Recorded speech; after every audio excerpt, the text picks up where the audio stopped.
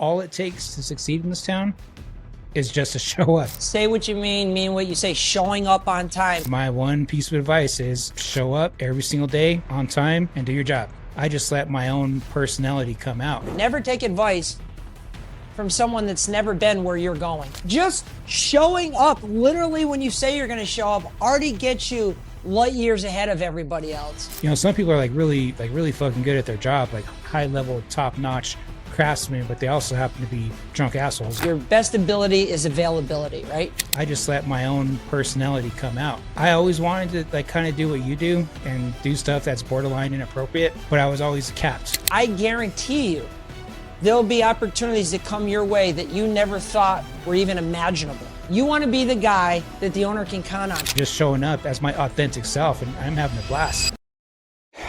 What's up, Glaziers? Welcome to episode number 21 of Glass.GPT. My co-host and myself, Keith, rolling a couple solo episodes, but that's okay because we got a lot to say. Today's a quickie. And so today's theme I was just thinking about is just showing up, the act of showing up. So I was a little tired today. I just literally sped here, trying to make it here on time. And, you know, sometimes we don't make it, but we always do our best to show up. And I feel like doing this podcast, even if we don't have a guest or even if we don't have an extravagant topic to talk about, I just feel like the act of showing up is just going to keep it going. And we've seen tons of benefits from this. So although this particular podcast and YouTube channel doesn't get a ton of views, we have monetized it. I won't say how much we've made, but it's in the thousands. And so you can take that for what it's worth, and all for what? For just showing up. And I also will say that my ability to talk to camera has increased tenfold since we started doing this podcast. In fact, every piece of content I record from now on, I don't script it at all. I just fly off the handle just like this. And that's from showing up.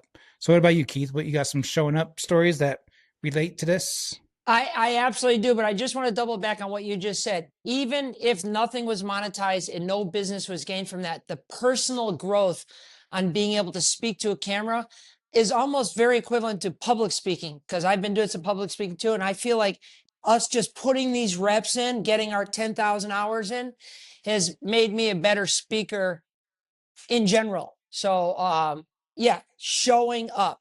Now, practical use, so maybe some other service contractors, glaziers, can relate to this. Yesterday, I showed up to a job site where they wanted us to make these wall urinals in the men's room.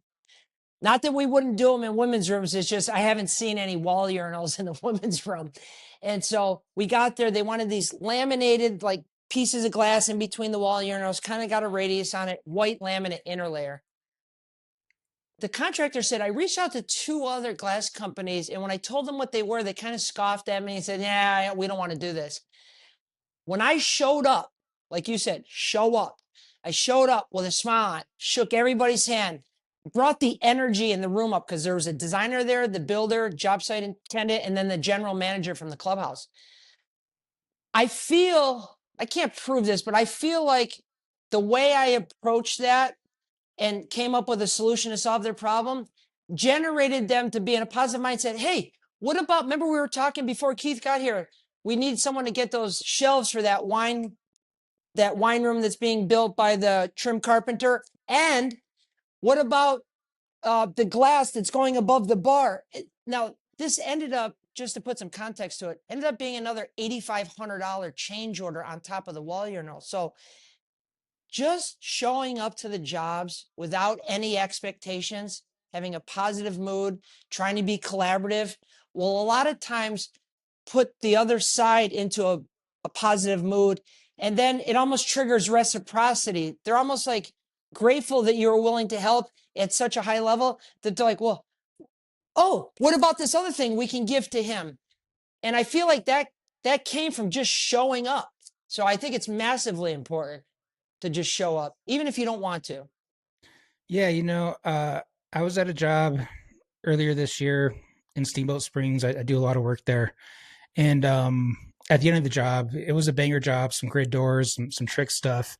And I met the owner of the construction company for the first time. Until then, I just worked with the superintendents. And Sure. he shook my hand. He was like, "Yeah, you guys have been doing great work. We really appreciate you." Blah blah blah. The usual mumbo jumbo that you hear from a super that's happy, that's or owner or whatever. But I was like, okay. He was like, somehow could the oh, I know what it was. I asked him like, so how do we compare to the other guys? Like I understand that the glass companies and Steamboat, like they don't want to do grid doors, and of course it was a house full of grid doors that we did. And I was like, maybe that's one thing that separates us. And he says, well, the other guys don't even show up. And so I told my guys that back at the office is that all it takes to succeed in this town is just to show up. That's literally what he told me. The other That's guys don't even crazy. show up, right? I've actually heard sentiments of this as well. I feel like the old mentality of say what you mean what you say, showing up on time. If I tell you I'm going to be there at 9 o'clock, I'm probably going to be there at 8:45. I can't tell you how many customers said, "Oh, I didn't actually think you'd be here on time." Like just showing up, literally when you say you're going to show up, already gets you light years ahead of everybody else. You tell them you're going to call them back. Even if you don't have information, you call them back. Like it kind of shows a level of consistency and predictability. Like that's Brendan's somebody I can count on because the motherfucker shows up. And that's huge. That's huge. I think selfishly, we both want them to say, oh, the glasswork that you guys do is better than anything we've ever seen. That's why we're using you. But truth be told, they just need people to show up. They just need you to show up. What other instances have you seen this? Like social media. I bet there's been some times in the past where you've wanted to say, like, is it really worth all this time? Is it worth this time? Yeah. Yeah. So before we delve into that, so just today, before I got here, I have a job. It's at the tail end. We're working on some warranty stuff, but somehow, some way, they sent us a builder trend PO. They approved a gym wall of mirrors, and they were under the impression that they were already measured and ordered. And we were kind of scrambling, like nobody really knew what was going on. So I kind of got to the bottom of it. Turns out we didn't measure it. I didn't. I kind of dropped the ball. I didn't turn it to an invoice on my end when I saw the approval, and so I called the guy back. I was like, "Hey, man, I'm sorry, but I don't have the final measurements. Like Hunter didn't measure him. I didn't measure him. I'll tell you what, I'll stop what I'm doing right now. I'll go and measure him right now, which I just did. We'll cut them tomorrow and we'll install them on Monday." And even though I fucked up and I took full responsibility, I went and showed up for my customer. And maybe it wasn't as smooth as it could have been, but just the fact that he knows I'm willing to accept that responsibility and show up and fix my mistake also is another aspect of it, right? I think accountability goes hand in hand with just showing up. People that are willing to take account, because it takes a special person to put their pride aside and take accountability when you drop the ball. I drop it. You and I got 15 new opportunities going on in the last 3 days. The probability of one of those slipping through my fingers and hitting the ground is high. I'm not proud of it, but I'm human just like the rest of people. The difference is if I'm called out on that, I will always take accountability. Not only because it's the right thing to do, it's also the fastest thing to do. If I get into a pissing match with someone, no, you were supposed to call me back. No, you were supposed to call me. That doesn't get us anywhere. Taking accountability triggers reciprocity as well. They're like, oh, wow, I can't even get mad at this guy because he just took full accountability for it. So it's actually quicker. Show up when you say you're going to show up. And if you fuck up, take accountability. Yeah, exactly. And it just totally like changed the vibe and like, killed a potentially negative situation. Obviously he was a little frustrated, but I was like, nope, I know exactly what happened. It's 100% my fault. I apologize, but I tell you what, I'll head there right now, measure it right now. So long as the So baseboards not are in, only did you take walls are ready. accountability, you gave a solution. He's got to be like, you're the Hmm. best. You're the best. Yep. Yep. All right. So showing up for content. So obviously we've both been doing content a very long time, and we both kind of have like different styles of content, I would Yeah. say. I'm like more of a artist type and I always have Yes. been. I like to take my time to compose shots. I spent probably thousands of hours like learning all these different skills like video editing, photography, not just iPhone photography, right? Like how to use cameras, and I'm constantly trying to get better. So I take like my content like that I make for Bear and Glass, for example, as an opportunity to like try new cameras and like try different things. And in the process, I feel like there is no one better. Nobody makes better cinematic content than I do in the glazing industry. And I honestly believe that. I see some content that comes close, but you can tell only when they hire a professional videographer. And I'm very proud of that. Now, my content on the Bear and Glass side, it doesn't garner a lot of views, but I don't really care. I'm not trying to have it do that. I'm essentially building a legacy of assets that I can deploy when needed. And honestly, it does grow over time, but that's like not the main point. And one thing that I'm starting to do, I actually just did it for the first time a week ago, is I want to bring other people on to talk to camera about the projects that they work on. So I brought one of my new sales reps. His name is Marcus, and he sold a cool little job for Bolay America. And I went there with my camera. I did my thing like usual, but this time it wasn't me talking to the camera. I just turned it on him and said, just to talk about this job. What do you like about it? That easy. And he did. And it caught the attention of Bolay. They reached out to us, which is pretty cool. So I'm trying to get my team on board with showing up, being the face of the camera. So it's not just me. And then for my own stuff, obviously showing up means coming to this podcast every week. And every time we have one of these conversations, I feel like we get a little bit closer and we understand each other a little bit better. And also each and every time I feel like my ability to orate and articulate points without saying so and so much, although I do say that a lot, but less and less. So that's how showing up and putting the reps in, I think, helps us in content. And obviously for you, you have tons of views because you know how to garner that attention, and you know how to use the trends and rage bait and all the different things that you're up to. That's showing up as well, right? And trying different things. Yes, and both of them are difficult from different standpoints. And I would agree with your point. You're more of I'd consider you the Martin Scorsese of cinematic content creation within the glass industry. You can tell your shots and your pieces are thought out and they're methodical and a lot of editing, high quality. And so I feel like the shock value is, and the humor and some education is, what I'm hoping for is an individual on the other side of the camera say, I like the way this guy thinks. I like the way this guy speaks. I like his humor. Because likability is massively powerful in sales. A client, I've said this 3 times already, a client is 6 times more likely to buy from someone they like. Now, I can't control if you like me, but I'm hoping the humor makes me likable. And they say, wow, who is this? And it's unforgettable. So, oh, I need a shower door. Oh, I need a glass railing. Oh, I remember that guy, with the funny video where his partner kicked him in the nuts. It was hilarious. I want to give him a shot. And let me tell you, I say it was hard from a standpoint because in the beginning, everybody in my closest circle was like, you can't post that. Oh my God, you can't do that. That's not what professional business people do. And it was hard to say, you know what, I'm going to go with my gut. I shouldn't be listening to you guys because you don't produce any content. Why am I taking advice from someone that isn't where I want to go? Right. I think that's a big life lesson for everybody. Never take advice from someone that's never been where you're going. And so everybody that was saying, Keith, you can't post that, I'm thinking, you got 100 followers, you got 200 followers, you've never created a piece of content. Why am I listening to you? And it started to work.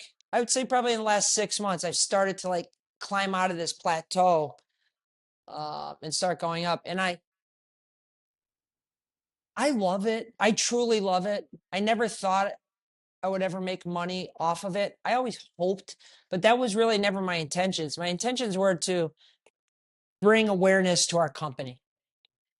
It just so happens when we started getting into this, especially you and I was like, all these other things started happening that I never even imagined when I first started my first LinkedIn videos. And all that comes because we just kept showing up every day. And so anybody that's out there is like, if you get on and you start posting one piece of content every day for the next year, I guarantee you there'll be opportunities that come your way that you never thought were even imaginable. It's happened to both of us several times. Oh yeah, for sure. And so like the professional content that I make, I always wanted to like kind of do what you do and do stuff that's borderline inappropriate, but I was always capped because a company I work for, Yeah. the owner is like too conservative. Like, Yeah. you know what I I'm get saying? it. So like they wouldn't like that. I tried to push the envelope a few times and they were like, you need to take this down for something I didn't even think that was that bad. And so I did, and I that's why I keep it professional.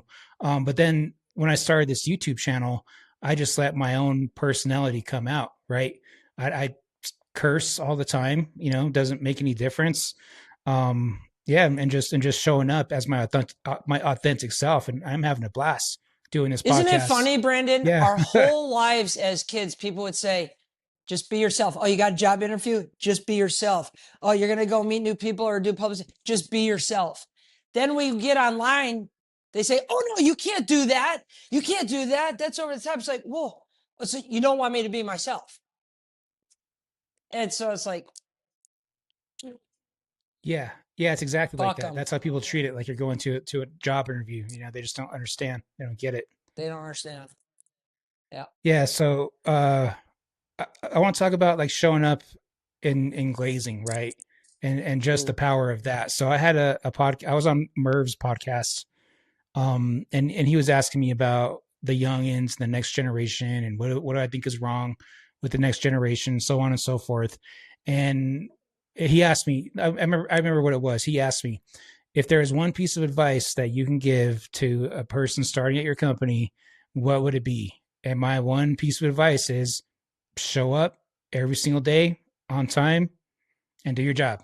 It's literally that simple. If you can show up every single day on time and do your job, you will be ahead of like 99% of people because so Oh, many yeah. people call in, so many people are late, and so many people, some people are like really fucking good at their job, like high level, top notch craftsmen, but they also happen to be drunk assholes and they, they fall Brown out and bottle go on flu. benders. Yeah, brown Yeah. bottle flu or whatever the flu, whatever disease they gave to themselves, so they don't show up consistently. Meanwhile, another guy who maybe isn't as high quality of a craftsman, but he shows up every single day on time. He may not be good yet, but over time he learns and he's going to progress. And then these Oh, guys yeah. that are like highly, highly skilled wonder why the guy that was their helper like passed him up, which I did to pretty much everyone who was ahead of me. It's because we showed up. It's because they showed up every single day on time and did their job. So I called in once, like once in the past 20 years, only one time. And it was I was younger. I was partying all night, and you know, I just couldn't do it. Like I just called in. And so what I found out is that my boss, who was a scheduler, he's like a hard ass, he had to go and take my place at doing the work that day. And they had to carry 1/2 inch glass panels up a commercial, staircase. I was just like, fuck, I'm gonna get fired. He didn't say anything. He didn't give me a hard time or anything, but at that point I was like, I'm never calling it again. Like, I don't give a fuck. I come in sick, whatever. I think that I'd like to double down on the question that you answered for Marv. Just showing up is it's probably the number one thing. Um, but when you show up, I just told someone this the other day because he asked me, as a young guy, what's the fastest way to kind of move up, not only in this company, but any company? I said, showing up is number one. So your best ability is availability, right?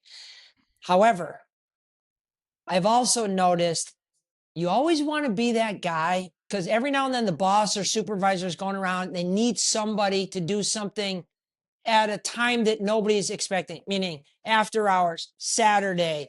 Oh, there's a home show. Can you go help? Oh, hey, we just had a repair come in late.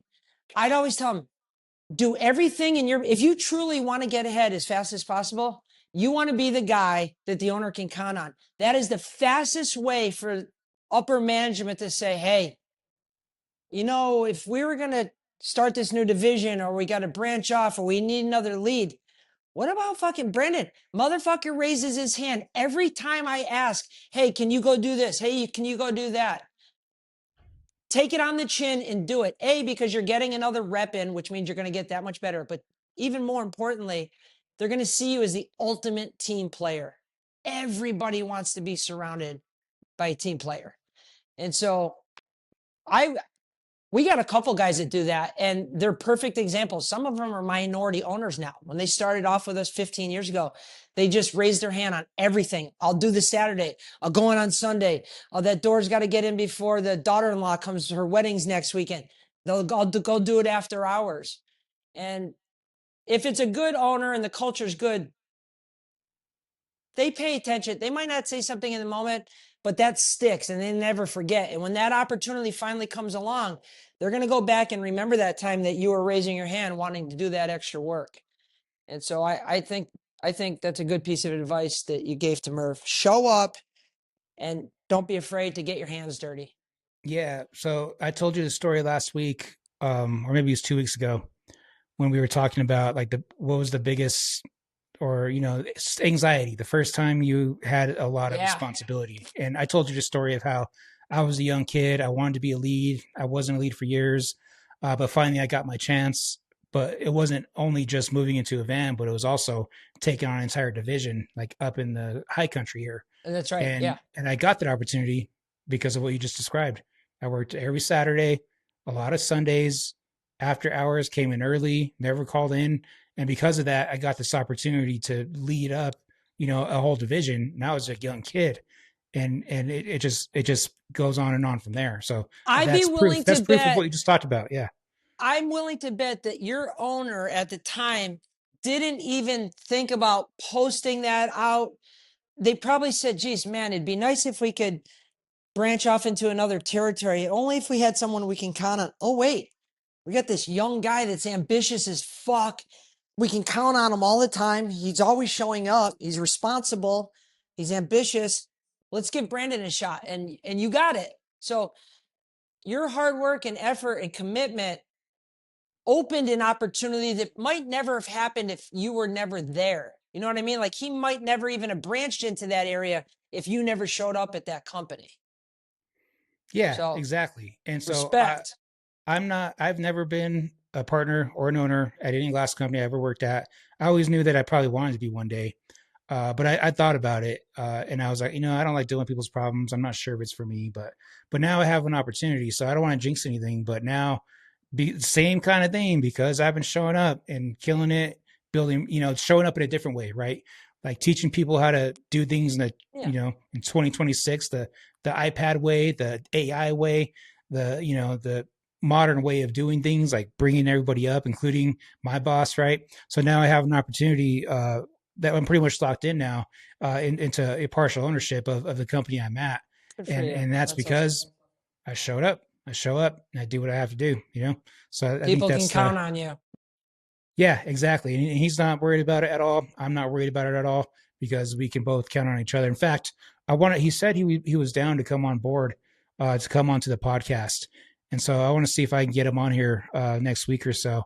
I just got it. He's not very good with technology, but he wants to do it. And I'll just do it for him. I'll just set him up at my other studio at the office and I'll come here. That's what I was thinking. Yeah. Yeah.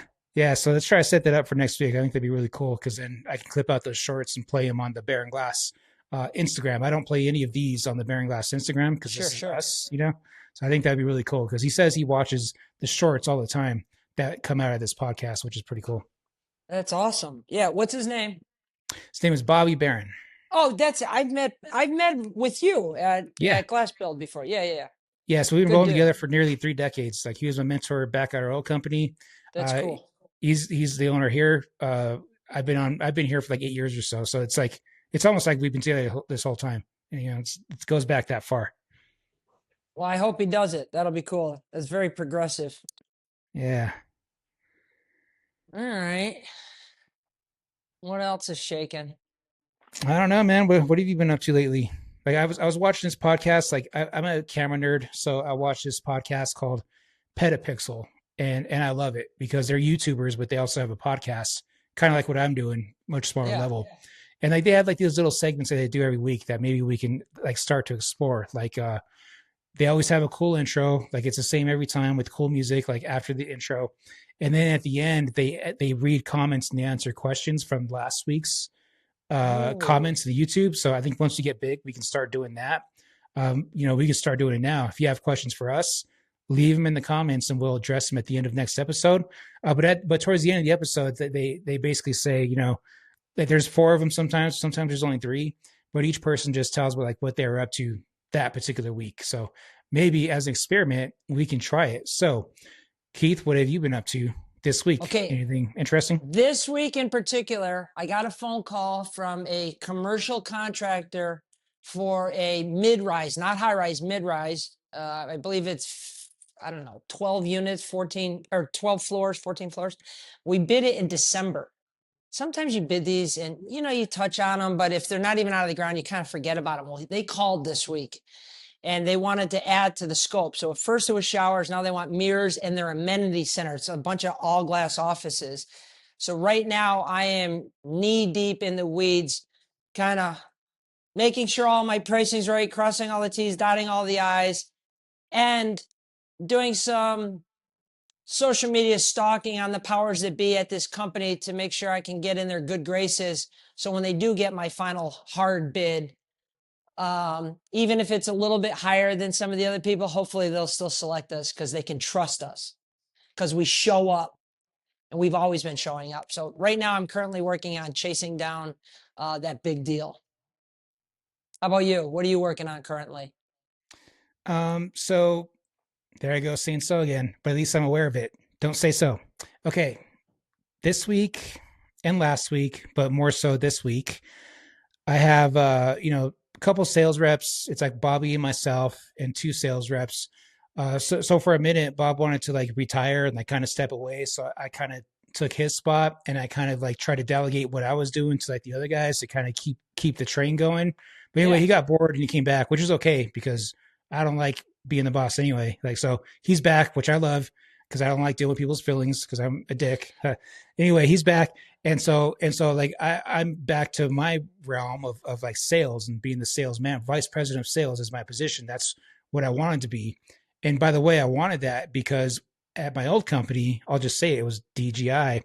I thought that I was there for 15, 16 years. I came from the ground up and everyone ahead of me was just poof, gone, either got fired or left. And I wanted to be the vice president there. I thought I deserved a shot at least. And then out of the blue, they hired a guy, knew nothing about glass, a college kid, whatever, to be the vice president of sales. And all of a sudden, this guy was going to be my boss. And he doesn't know how to read a tape measure. And that just pissed me off big time. And so when I came to work here, I didn't even care about the title. I just wanted to be like, yep, it's all good. I got that job anyway over at this company. So it's kind of like a spiteful thing. But anyway, all that to say, I have a guy, his name is Hunter, and he was an installer. And we brought him out of installing and we're teaching him how to measure, which obviously if you know how to install, you know how to measure. The teaching part comes into talking to people, talking to contractors and computer skills.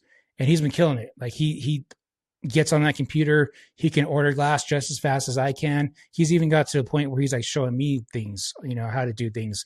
And so I decided to kind of like shift the way that we're doing our sales now. So now rather than Hunter being the guy that measures all the jobs and orders them, I want every sales rep to basically sell their own job, measure their own job, and order their own job and kind of like manage it through to the end. Because what I started to find out is that like I have like somebody estimating the job, doing the shop drawings, measuring and ordering, and I had no hand in it whatsoever.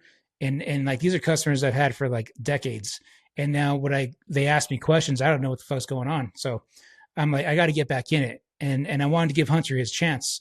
And I told him, maybe we'll have him on here too one of these days. I told him like, okay, you're going to still do what you got to do for anyone that calls the phone. You're going to order and measure glass for the main office, any customer calling customers. But your job is to go out there and, it's easy. Just look at houses that are being built. You go in there, I gave him the spiel and I told him there's a difference between order takers and rainmakers. And right now you're an order taker. You're very good, but a rainmaker is someone that makes business out of nothing. Right. So I was trying to motivate him to go talk to contractors. And he was kind of worried about, I don't know how to price glass. I don't know how to write quotes. I was like, dude, your computer skills are impeccable. Go and get someone to give you the opportunity to quote a job. We'll quote it together. And I promise you, like after a week, you'll have it down because he's good at computers. Right.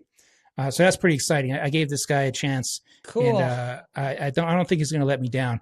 And on the other side of that, I have a new sales guy. His name is Marcus. And, he knows how to do all the same stuff that we do. But for a while, he was in the same things where he would just sell the job, let Hunter go and measure and order. But now he's going to go and start measuring and ordering his own jobs. And just so maybe individual salespeople won't have the capacity to sell as much if all they're doing is selling.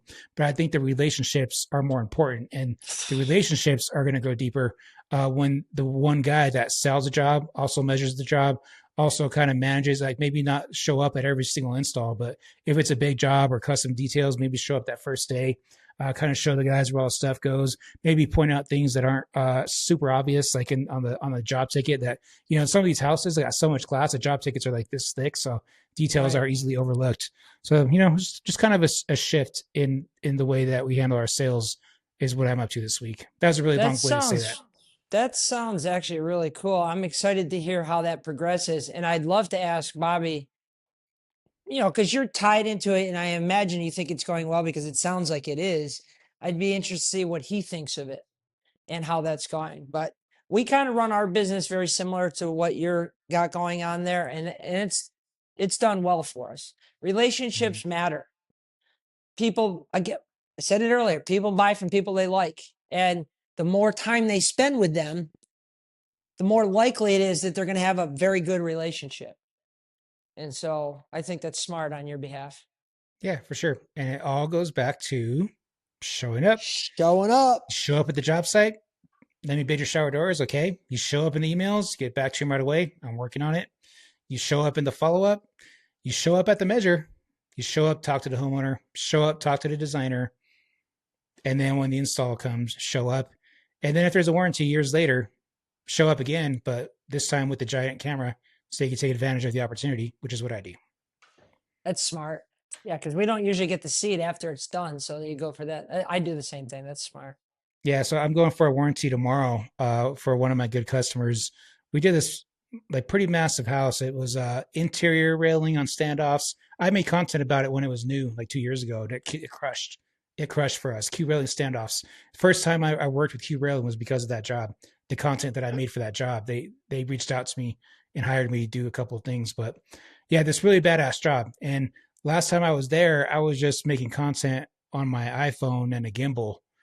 And now I have much better stuff. I have a drone. So we did a ton of exterior railings. And I'm going to, yeah. So she wants me to go replace a couple sweeps. Not a big deal, but we did a lot of cool shit there, like ginormous mirrors, antique mirrors.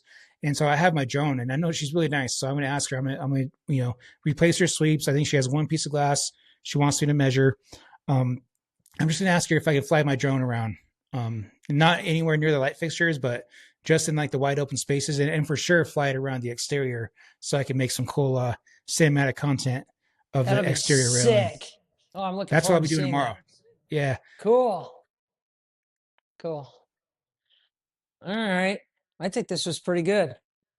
I hope Yeah, people that are enjoying this continue to subscribe to the page and follow, and definitely comment so we can start, even if it's a matter of reading mean tweets. If comment anything you want. Hopefully it's productive stuff, but we got thick skin. We could take anything. Okay, and I'll just double down on that. We have a lot of people come on that consider us experts, which we are obviously, but there's a lot of people that don't have the same capacity that we do when it comes to our specific slice in this market, high end interior custom glass. So if you have a specific question that you think that we could answer, then why don't you go ahead and leave that in the comments, and we'll go ahead and read that off and answer it next week. Cool. Let's do it. All right, guys. Thanks for tuning in. See you next week.